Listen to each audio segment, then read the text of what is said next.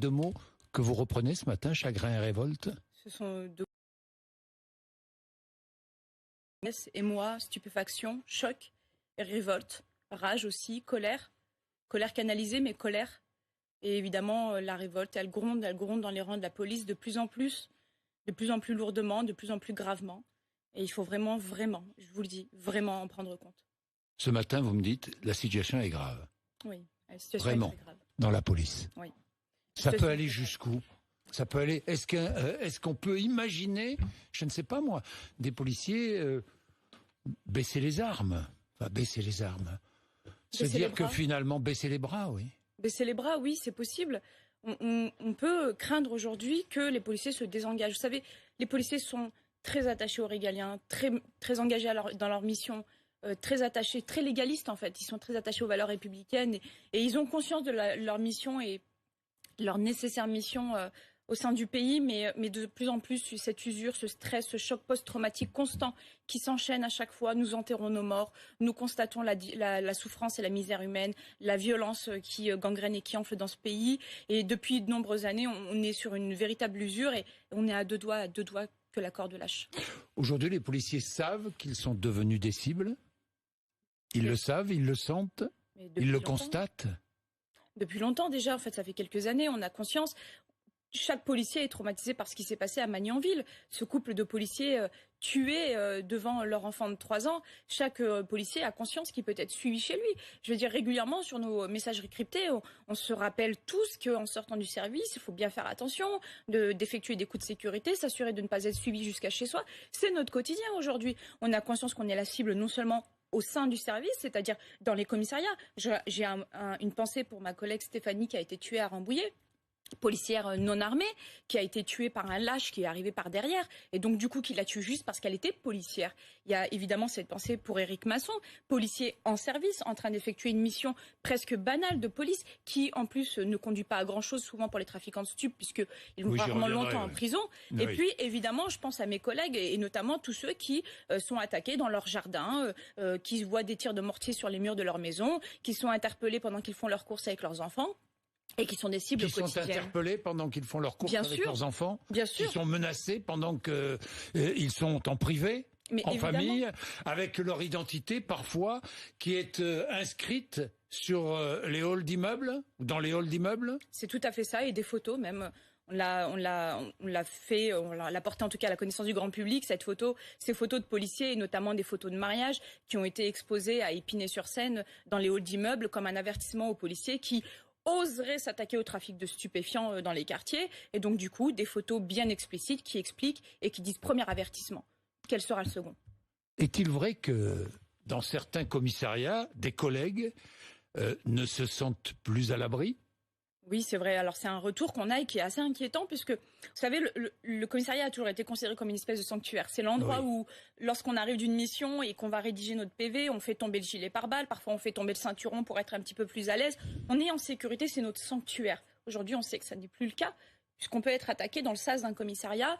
On sait aussi qu'on peut être attaqué par certaines entrées, notamment les parkings, etc. Et on a déjà eu des cas, notamment de commissariats qui ont été attaqués. Il y a des commissariats d'ailleurs qui sont plus exposés que d'autres. On a régulièrement des images de tirs de mortier extrêmement puissants sur les portes de commissariats qui heureusement ne cèdent pas parce qu'ils sont encore un petit peu sécurisés. Et donc aujourd'hui, nous ne sommes à l'abri de nulle part, nous policiers. Se faire un flic. Se faire un flic, c'est devenu... presque, je ne sais pas moi, un défi que se lancent certains. Se faire un flic, les policiers sont devenus des cibles, il y a ce sentiment d'insécurité de la part des policiers. Et puis, n'y a-t-il pas un sentiment d'impunité chez les trafiquants, chez les délinquants, chez ceux qui veulent s'en prendre à la police ? Franchement, Linda Keban. Il y a deux choses. Il y a évidemment cette insécurité. C'est gravissime quand on est policier et qu'on se sent en insécurité. Je veux dire, la garantie pour la population, il faut que les téléspectateurs le comprennent. C'est-à-dire que c'est pas une affaire de policiers, c'est l'affaire de tous. Quand les policiers ne peuvent pas travailler en toute sécurité, c'est-à-dire qu'ils ne se sentent pas protégés ni par l'arsenal législatif, ni par cette espèce de politique ou philosophie qu'on met en place comme une épée de Damoclès au-dessus des policiers, ni par les outils matériels qu'on met à leur disposition, on n'est pas en mesure de protéger la population. Une police qui n'est pas sereine, qui ne se sent pas en sécurité, ne peut pas protéger la population et c'est la population qui est en danger. Ensuite, il y a l'histoire des trafiquants de stupéfiants. Il y a encore on revient à l'histoire de Éric Masson ou sur un banal contrôle suite à une transaction. C'est quelque chose qu'on a tous fait des milliers de fois. Eh bien, aujourd'hui, vous pouvez tuer un policier avec le sentiment peut-être aussi de se dire que la vie d'un policier ne vaut pas grand-chose. Alors, je vais revenir sur les dernières mesures annoncées par le Premier ministre. Je vais revenir sur ce qui va se passer le 19 mai. Mais les policiers se sentent humiliés. Je lis ce qu'ils disent. J'écoute ce qu'ils disent.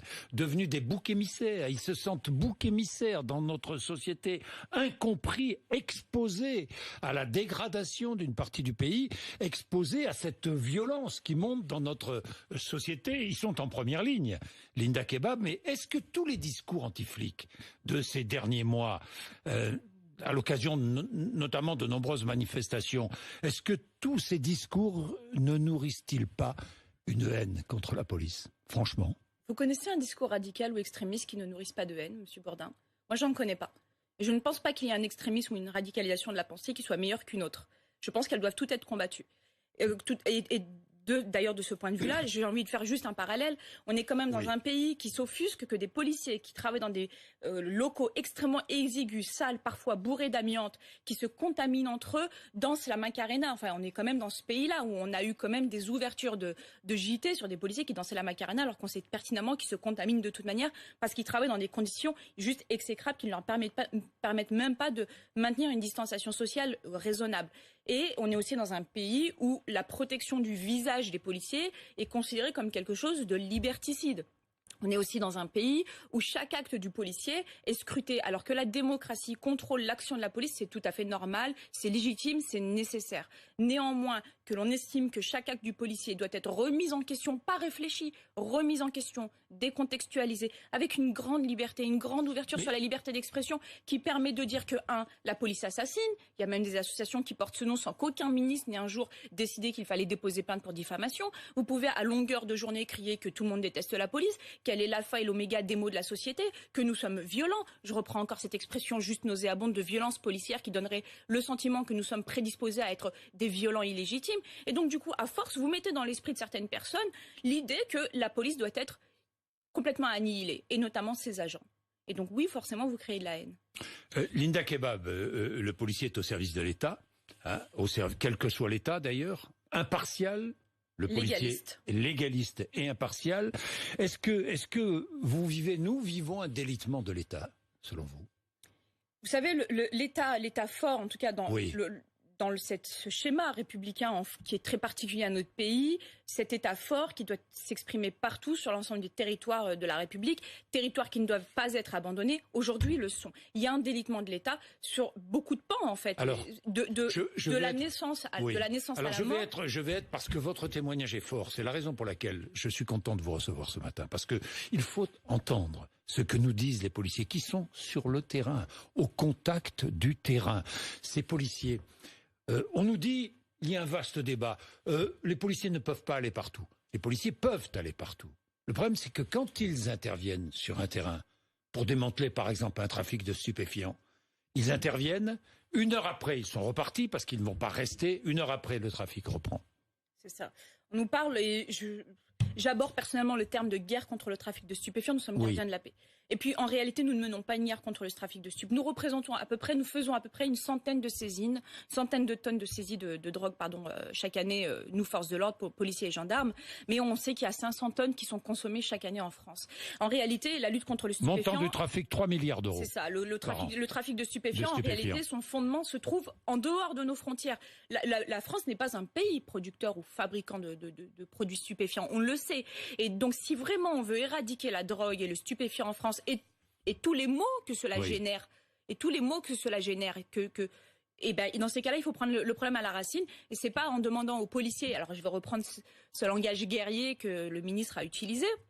Nous sommes simplement des fantassins sur le terrain. Nous interpellons des trafiquants de stupes, mais les généraux les relâchent, ou en tout cas mettent en place un système judiciaire et pénal qui permette de les relâcher. Je vais y revenir avec les mesures qui renforcent tout de même. Surtout, juste un dernier point. Allez-y. On n'a pas de politique internationale sur le trafic de stupes, et on n'est pas allé taper du poing sur la table auprès des pays dont on sait que leur business repose notamment dans le Maroc et certains pays d'Amérique latine, dont l'économie repose sur le stupéfiant, et on ne va pas taper du poing sur la table. Et on va demander aux fantassins que sont les policiers d'aller risquer leur vie, voire même de mourir, juste pour aller lutter lutter contre une gangrène contre laquelle on ne peut rien faire. Le 19 mai, rassemblement devant l'Assemblée nationale, vous y serez ? Bien sûr. Linda Kebab, il y aura du monde ? Il y aura du monde, je l'espère. C'est une marche citoyenne, ce n'est pas une marche de policiers. D'ailleurs, les policiers sont des citoyens comme les autres. C'est une marche ou un rassemblement ? Alors initialement, ça devait être une marche. Oui. Et puis pour des raisons de sécurité et de praticité, nous avons décidé finalement d'aller nous exprimer. De toute façon, vous savez très bien que nous sommes très respectueux des valeurs républicaines. Nous allons nous exprimer donc aux abords de l'Assemblée nationale. Vous n'allez pas prendre d'assaut l'Assemblée nationale, on est bien d'accord ? Non, certainement pas, non. Oui. Quelle forme donc un rassemblement à l'Assemblée nationale ? Tous les partis politiques sont les bienvenus ? Tous les partis politiques sont plus que les bienvenus. Et j'ai à cœur de croire que certains qui, dans leur discours, parfois, laissent penser que nous sommes des barbares.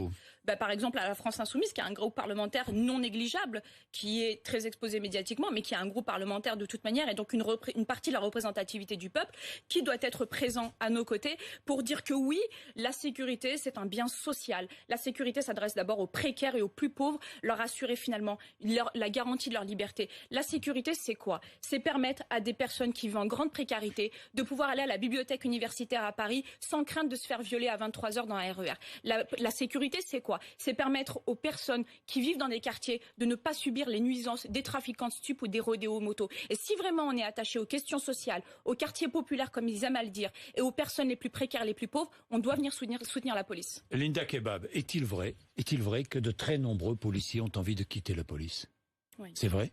De plus en plus. De plus en plus. Oui. Il y a une flopée de demandes de rupture conventionnelle qui, pour le moment, ne trouvent absolument pas d'écho favorable de la part de notre administration. Mais néanmoins, il y a des demandes extrêmement fortes. Et puis surtout, il y a, je vous le dis avec beaucoup de transparence, une grande velléité des municipalités à récupérer d'anciens policiers nationaux, ou même des gendarmes nationaux aussi. Pour devenir policiers municipaux. Pour être policiers municipaux et donc récupérer leur connaissances et leur expérience au niveau des municipalités. Et donc oui, il y a une vraie fuite. Et inversement, il y a des difficultés de recrutement. Il y a des difficultés, il y a beaucoup de candidats. Oui. Néanmoins, on sait que le niveau a beaucoup baissé. Il y a encore de bons profils, mais de moins en moins.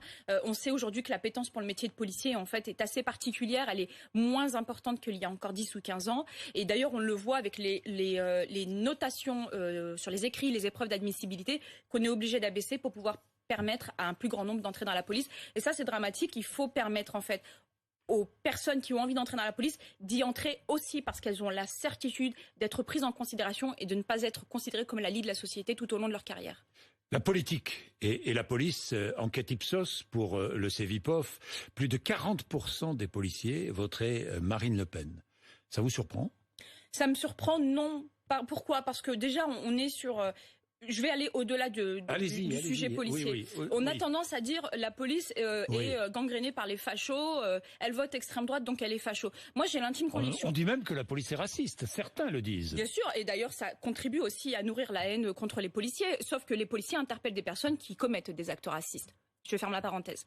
J'ai l'intime conviction aujourd'hui, et j'ai une espèce d'observation, je suis pas sociologue, mais j'ai une observation au sein, et d'ailleurs que les sociologues ne font pas au sein des rangs de la police, que de plus en plus de policiers, mais aussi de Français, votent aussi par dépit et par désespoir. L'inquiétude n'est pas de savoir pourquoi est-ce que ces gens votent extrême droite, mais pourquoi ils le font. Oui, 7 policiers sur 10 choisissent au premier tour une droite musclée. Eh ben écoutez, Monsieur Bourdin, je vais vous faire une démonstration très simple. Allez-y. Vous avez un panel de partis politiques qui s'offrent à vous et qui vous font des propositions. Vous en avez un qui vous traite de barbares. Vous en avez un qui vote contre la loi sécurité globale et particulièrement sur l'article qui interdirait la diffusion, qui interdirait la diffusion des visages des policiers avec l'intention de nuire. Vous avez une majorité qui aujourd'hui ne convainc pas les policiers. Vous avez une droite qui a beaucoup de mal aujourd'hui à s'exprimer. Vous avez une extrême droite qui aujourd'hui parvient par ses discours et en matière de communication à attirer beaucoup de Français, pas de policiers, beaucoup de Français. En réalité, le sujet. De nombreux policiers. En réalité, plus de policiers que de Français proportionnellement. Mais c'est ce que je viens de vous expliquer. Moi, j'ai beaucoup de collègues qui me disent je suis pas facho, je suis pas raciste, je suis pas extrémiste. Sauf que entre celui qui me crache à la figure à longueur de temps, entre celui qui n'est pas un républicain et celle qui, peut-être avec beaucoup d'intelligence, dit qu'elle nous soutiendra, j'y vais. Je m'attache pas, moi vous savez Monsieur Bourdin, je n'évoque pas mes convictions politiques. En revanche, je n'ai pas spécialement de sympathie pour les idées extrêmes, premièrement, et ni même pour la politique libérale économique. De manière générale, je suis très attachée aux questions sociales et à la République sociale qu'est la France. Ceci dit, Quand des policiers me disent « je suis gosse de communiste, je suis gosse d'ouvrier, j'arrive du nord de la France, j'arrive de l'est de la France, j'ai baigné dans un esprit de gauche dans laquelle je ne me retrouve pas moi en tant que policier, dans ces cas-là, je vais aller voter pour le seul ou la seule qui a un discours qui n'est pas vindicatif à mon égard. » Et ils font abstraction du programme, et comme beaucoup de Français, et comme de plus en plus. Et je pense que le sujet, et j'en finirai par là, le sujet, c'est pas de s'inquiéter de s'inquiéter que des personnes votent pour le Rassemblement national, mais pourquoi des personnes en arrivent à voter pour le Rassemblement national? Et plutôt que de fustiger les policiers qui voteraient pour le Rassemblement national, que les politiques s'interrogent sur la manière dont ils ont perdu la confiance des policiers en matière de politique à leur égard et en matière de délitement de la société. Alors, vous représentez un syndicat très important dans la police. Le premier des gardiens de la paix. Le premier des gardiens de la paix dans la police. Force ouvrière, c'est dire à quel point les policiers ne sont pas racistes. Alors, les syndicats de policiers sont très représentés dans la police. Hein. Les policiers sont très syndiqués. Il y a de nouveaux syndicats qui entrent dans la police, de nouveaux syndicats créés de policiers, dont l'un est proche du Rassemblement national d'ailleurs, puisqu'il s'appelle le syndicat des policiers en colère, je crois. Hein. Et le secrétaire national, le délégué départemental, est aussi délégué départemental du Rassemblement national en Haute-Saône. Il y a aussi le syndicat France Police, c'est bien cela ? C'est le même. C'est le même, hein, qui demande à Emmanuel Macron de boucler 600 territoires de la République avec le renfort de l'armée. Vous levez les yeux au ciel. Écoutez, j'ai pas pour habitude, et sinon je passerai mon temps à démontrer les stupidités de certains des concurrents syndicaux. J'ai pas pour habitude de commenter la politique syndicale des autres organisations syndicales. Il y a un entrisme du Rassemblement national. Non, mais il y a un entrisme qui est assez limité. En réalité, France Police existe depuis longtemps. Nous avons des organisations syndicales qui sont marquées à l'extrême droite, d'ailleurs, qui ont toujours été extrêmement minoritaires et qui nous représentons 40% du vote des policiers, force ouvrière. Nous sommes secondés par la CFE-CGC qui en représente 39 et les syndicats dont vous me parlez jusqu'en 2018 représentaient 1%. Aujourd'hui, le syndicat dont vous parlez représente 3%. Il représente 3%, pourquoi? Je vais vous expliquer tout simplement. France Police, policiers en colère. En fait, il y a une association qui est née en 2016 à la suite des événements sur Viry-Châtillon, que vous connaissiez peut-être, qui était présidée par la regrettée Maggie Biskupski, qui s'appelait Mobilisation des policiers en colère. Ce syndicat, à quelques semaines des élections de 2018, a accolé à France Police, policiers en colère, et beaucoup de policiers ont voté pour lui en pensant que c'était cette association. Et pourtant, ils ne réunissent que 3%. C'est dire à quel point les policiers vraiment sont très attachés au fond du programme plutôt qu'à la forme. Linda Kebab, je voudrais terminer avec ce qu'a annoncé le Premier ministre, c'était lundi soir, durcissement des peines encourues par les agresseurs de policiers et gendarmes, là ça vous satisfait j'imagine. Nouveau projet de loi avec les violences contre policiers et gendarmes, infraction spécifique, c'était indispensable ? Alors, c'était indispensable. Je pense que... Vous n'êtes pas encore satisfaite. Alors, je reprends toutes les décisions. Hein. Peine de sûreté pour les personnes condamnées à perpétuité pour un crime commis contre un policier ou un gendarme, 30 ans. Hein. Oui, vous levez les yeux au ciel. Réduction de peine strictement limitée pour les agresseurs des forces de l'ordre. C'est pas mal, ça, non ?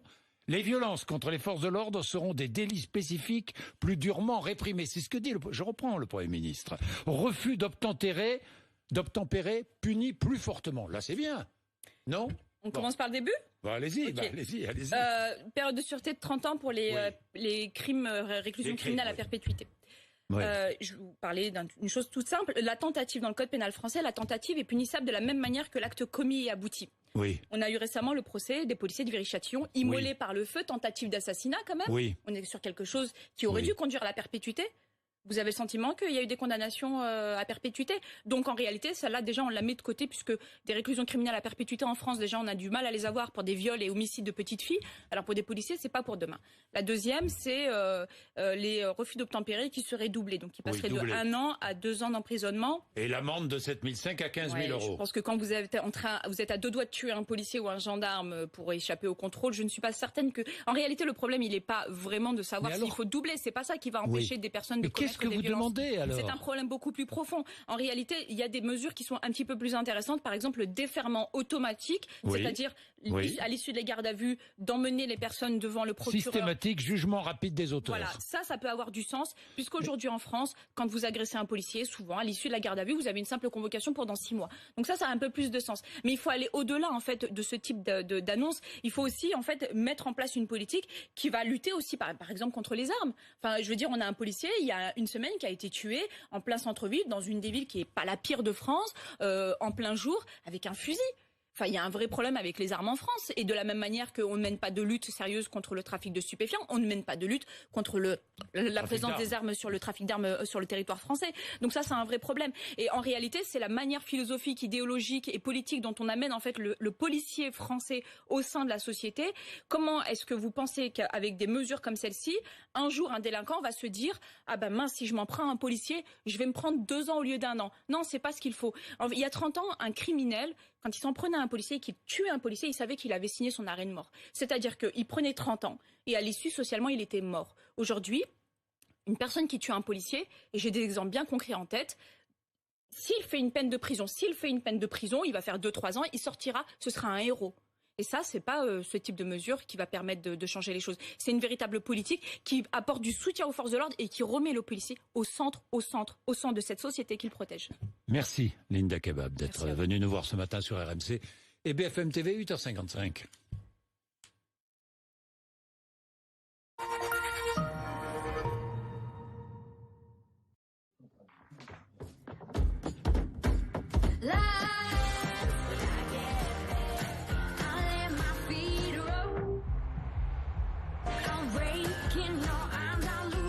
Mitsubishi répond à vos exigences d'aujourd'hui et innove pour répondre dès à présent aux enjeux de demain.